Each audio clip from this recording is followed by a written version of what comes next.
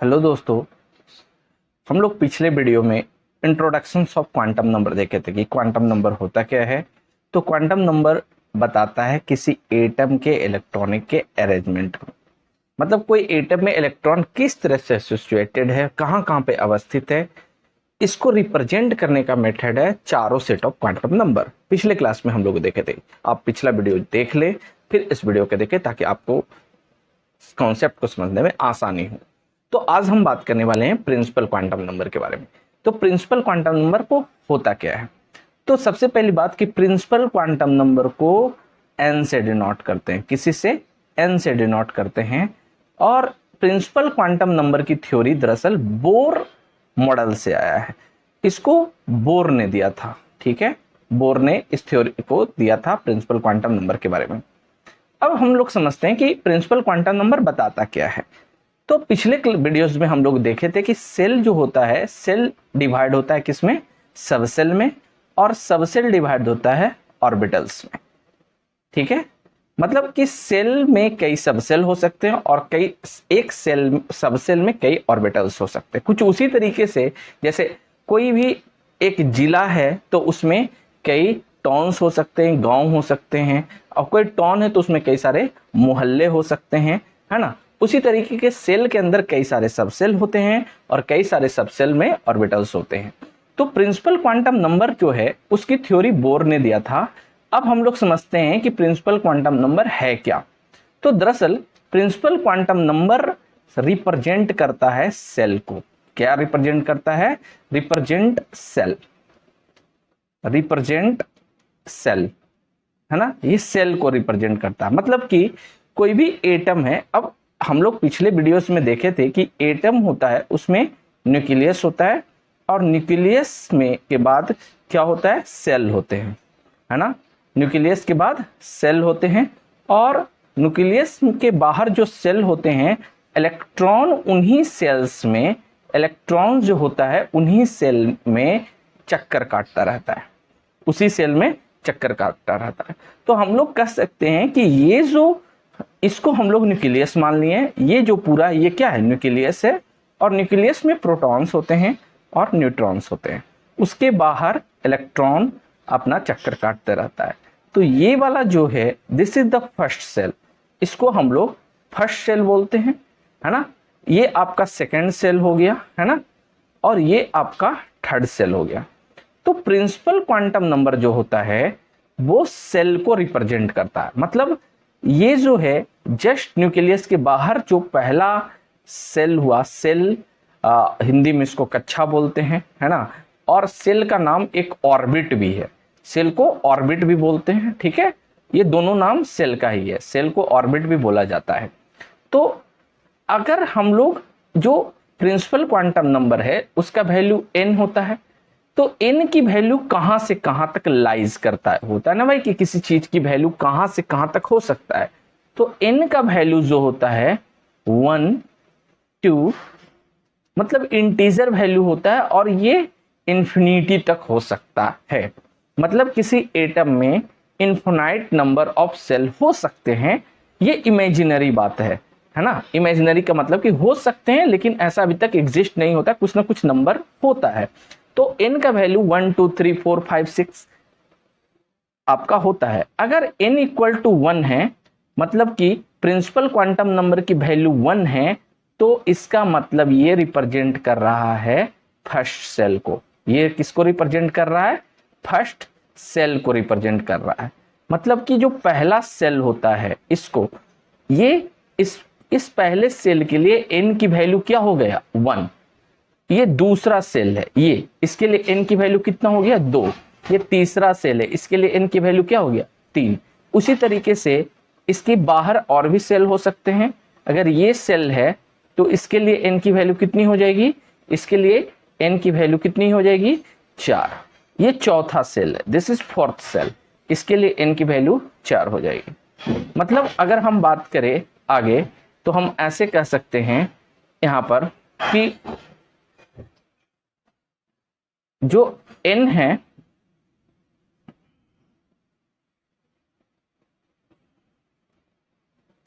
यहां पर अब हम लोग इस तरीके से बात कर सकते हैं कि अगर n इक्वल टू 1 है तो n equal to first cell है, और फर्स्ट सेल को k से डिनोट करते हैं, है ना, आप लोग 9th-10th क्लास में पढ़े होंगे।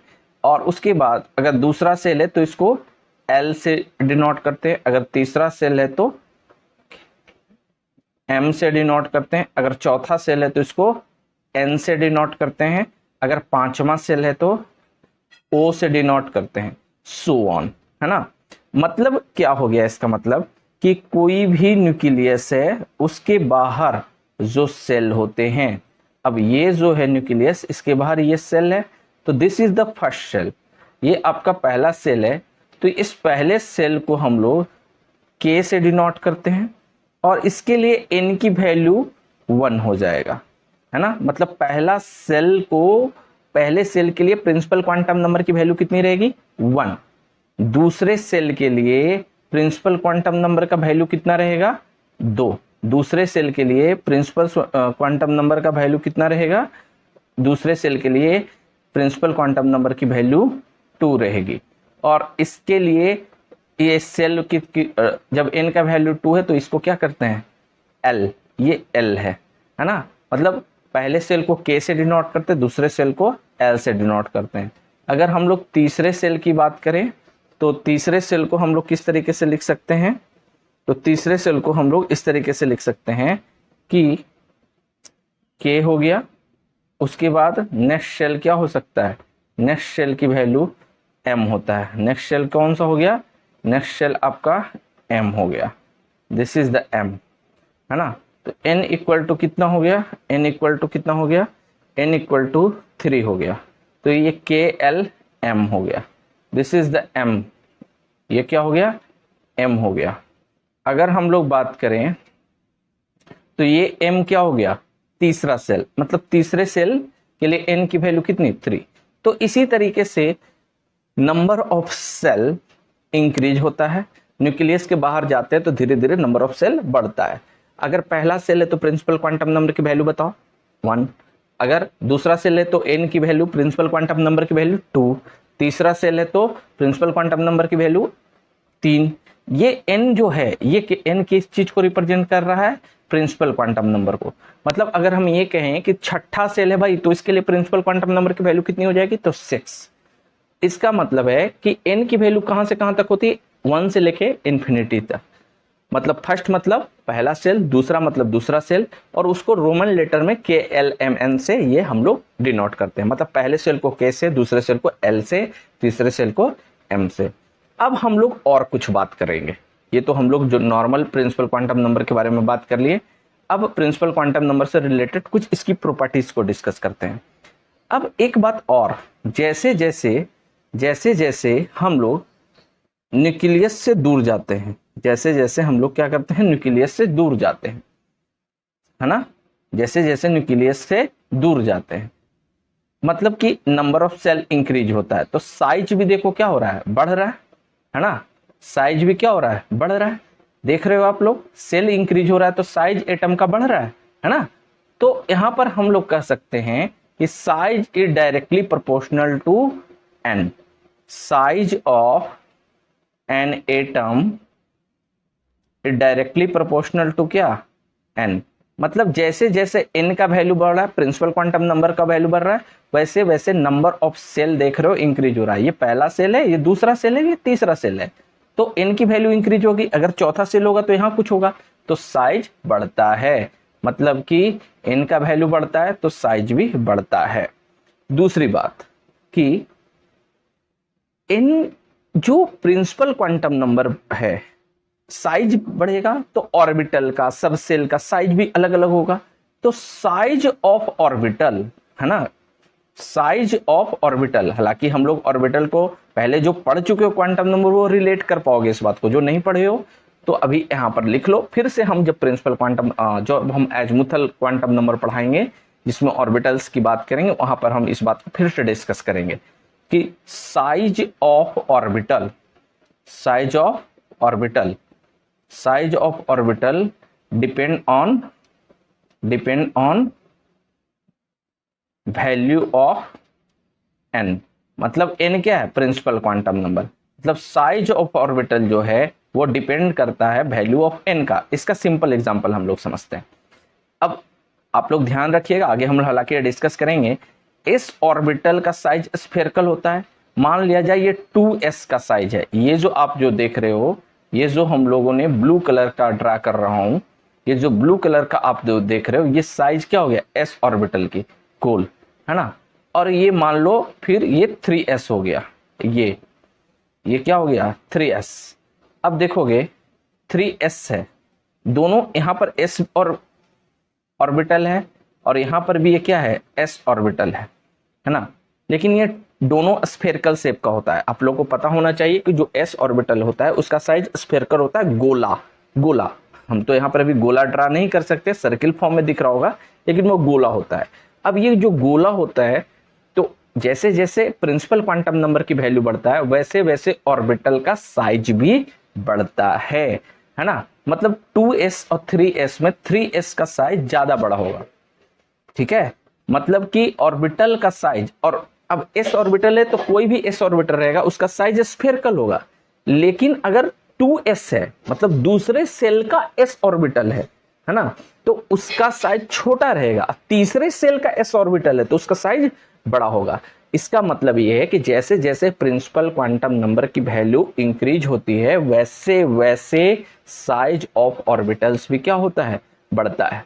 इस बात को याद रखिएगा। अब उसी तरीके से अगर ये क्वेश्चंस के फॉर्म में हम दे देते हैं, अगर मान लिया जाए हम ऐसा कहें कि बताइए 2p और 3p में साइज किसका बड़ा हो, तो यहां पर दोनों में pp ऑर्बिटल है ना, pp सब सेल है, तो यहां पर साइज किसका बड़ा होगा 3p का, क्योंकि साइज ऑफ ऑर्बिटल किस बात पर डिपेंड कर रहा है, वैल्यू ऑफ n का। यहां पर वैल्यू ऑफ n क्या है 3, यहां पर वैल्यू ऑफ n क्या है 2। तो साइज ऑफ ऑर्बिटल जो होता है वो डिपेंड करता है value of principal quantum number पे। आई होप आपको ये बात समझ में आई होगी। कुछ और बात करते हैं कि इलेक्ट्रॉन क्या कहीं भी लाइज करेगा। हालांकि ये एटॉमिक स्ट्रक्चर का पार्ट है, इस पार्ट को आप ध्यान रखिएगा। एक होता है एंगुलर मोमेंटम, क्या होता है एंगुलर मोमेंटम, ठीक है। तो प्रिंसिपल क्वांटम नंबर में एंगुलर मोमेंटम कैसे निकाला जाता है, हालांकि ये फिजिक्स का कॉन्सेप्ट है, डीप फिजिक्स पढ़ोगे या क्वांटम मैकेनिक्स पढ़ोगे तो ध्यान रहेगा। इसका सिर्फ अभी फार्मूला आप लोग ध्यान रखिए कि किसी भी कोई भी इलेक्ट्रॉन उस सेल में एग्जिस्ट करता है जहां पे angular momentum mvr, angular momentum का फार्मूला होता है, फिजिक्स में पढ़ोगे, इक्वल टू होता है nh/2π, ठीक है। और n का वैल्यू इंटीजर में होगा, n का वैल्यू इंटीजर में होगा, इंटीजर में होगा। मतलब n का वैल्यू इंटीजर का मतलब क्या 1 2 3, है ना। मतलब कि अगर हम ये बोलें एंगुलर मोमेंटम इक्वल टू होता है mvr, है ना, एंगुलर मोमेंटम इक्वल टू क्या होता है mvr। अगर हम ये बोलें कि एंगुलर मोमेंटम का फार्मूला बताइए तो क्या होता है nh/2π। अगर फर्स्ट शेल के लिए एंगुलर मोमेंटम बताइए, फर्स्ट शेल के लिए एंगुलर मोमेंटम बताइए, तो फर्स्ट शेल के लिए n की वैल्यू कितनी होगी 1, तो हम लोग n का वैल्यू 1 लिख देंगे। तो इसके लिए mvr मतलब क्या होता है एंगुलर मोमेंटम, एंगुलर मोमेंटम। तो फर्स्ट सेल के लिए n का वैल्यू लिखेंगे तो क्या होगा h/2π, मतलब फर्स्ट सेल के लिए एंगुलर मोमेंटम क्या हो जाएगा h/2π। उसी तरीके से हम लोग ये बोले कि बताइए कि सेकंड सेल का एंगुलर मोमेंटम क्या होगा, बस आपको फार्मूला याद रखना है। तो सेकंड सेल के लिए n का वैल्यू मतलब प्रिंसिपल क्वांटम नंबर का वैल्यू कितना 2, यहाँ पर 2 रखेंगे। तो बताइए कि एंगुलर मोमेंटम क्या हो जाएगा सेकंड सेल के लिए, तो इसका हो जाएगा 2h/2π। तो इस तरीके से फिर से हम रिवाइज कर देते हैं कि जैसे जैसे प्रिंसिपल क्वांटम नंबर का वैल्यू बढ़ता है वैसे वैसे साइज ऑफ एटम बढ़ता है। अब कुछ और बात करते हैं हम लोग, क्या बात करने वाले हैं कि जैसे जैसे न्यूक्लियस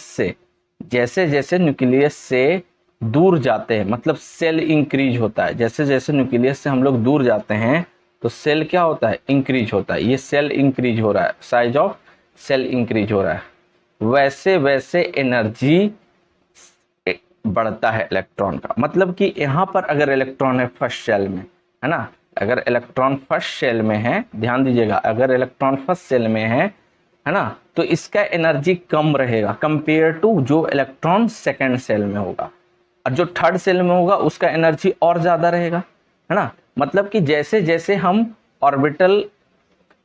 ऑर्बिट का साइज बढ़ता है ना, वैसे वैसे उस ऑर्बिट में रहने वाले इलेक्ट्रॉन का एनर्जी लेवल भी क्या होता है, बढ़ता जाता है। मतलब कि फर्स्ट सेल में रहने वाला इलेक्ट्रॉन का एनर्जी कम होगा, सेकेंड सेल में रहने वाले इलेक्ट्रॉन का एनर्जी उससे क्या होगा, ज्यादा होगा। थर्ड सेल में रहने वाले इलेक्ट्रॉन का एनर्जी दूसरे वाले से ज्यादा होगा। मतलब जैसे जैसे n का वैल्यू बढ़ता है वैसे वैसे एनर्जी भी बढ़ता है। क्यों ऐसा सोचते हैं, आप लोग को पता है कि जो न्यूक्लियस होता है उसका नेचर कैसा होता है, पॉजिटिव। और जो इलेक्ट्रॉन प्रेजेंट होते हैं उसका नेचर कैसा होता है, नेगेटिव। तो आप ध्यान से सोचिएगा, जैसे पॉजिटिव और नेगेटिव जितना क्लोज आते हैं उसका एनर्जी लेवल डिक्रीज होता है। मतलब कि सेम चार्ज या अपोजिट चार्ज, दोनों को ध्यान से देखिएगा, थोड़ा फिजिक्स का कॉन्सेप्ट है इसमें कि सेम चार्ज क्या होता है, रिपेल होता है।